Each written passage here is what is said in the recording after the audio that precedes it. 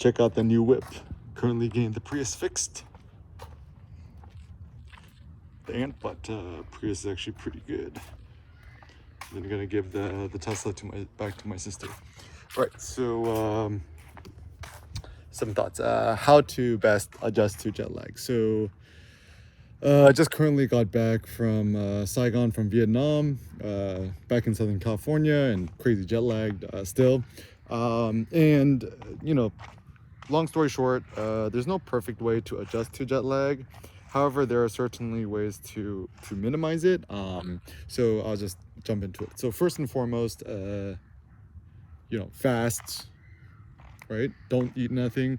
So before you leave your airplane, before you leave your to the airport, don't eat anything.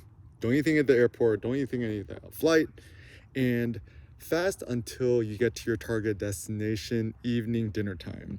So depending on how long the flight is, whether it be 24 hours, 48 hours of transit, going from Asia to back to the States, vice versa. I mean, both is pretty difficult.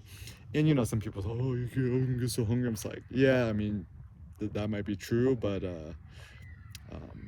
if you're still hungry on the flight and you want to deal with that, I just suggest drinking water or even just drinking black coffee. I think typically I try not to drink coffee on the flight because A, it just doesn't taste good, and B, it prevents me from sleeping even a little bit.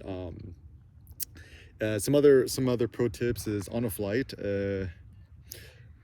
So I've experimented with all the headphone things. The best solution to do on a flight is just use earplugs.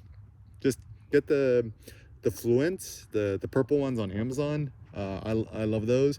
And now when I'm just on a flight, I just wear earplugs. And then if there's mediocre movies on the infotainment, just watch it on mute or watch it with subtitles. And 99% of the time, all the movies are boring anyway, so I just turn off the display and I just try to catch some sleep. Also, once you get to your target destination,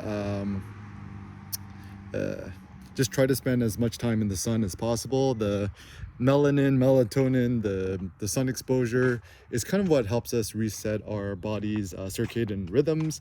And also drink lots of coffee. Get some Air Kim omakase coffee.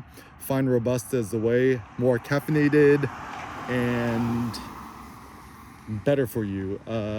So yeah, I would just say during once you arrive to your target destination, allow yourself to drink unlimited coffee, black coffee. Don't add no sugar, no nonsense.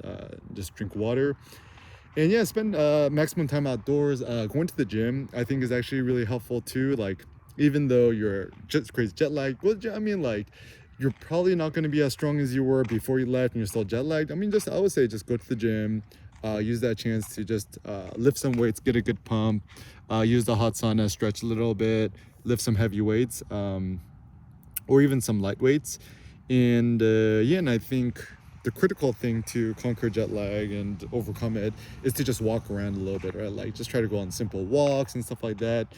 And during the day, if you're tired, just take a nap, F it.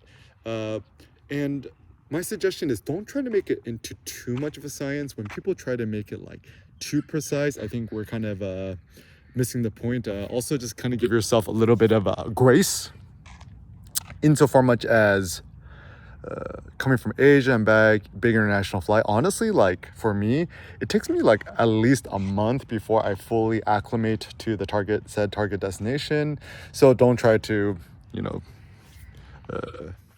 don't expect to be as productive as you were before flying or whatever. So even as a thought, if you're going to travel internationally, I would say minimum 2 months, ideally 3 months, maybe even up to 6 months, because the first month there and back is lost productivity because you just jet lagged.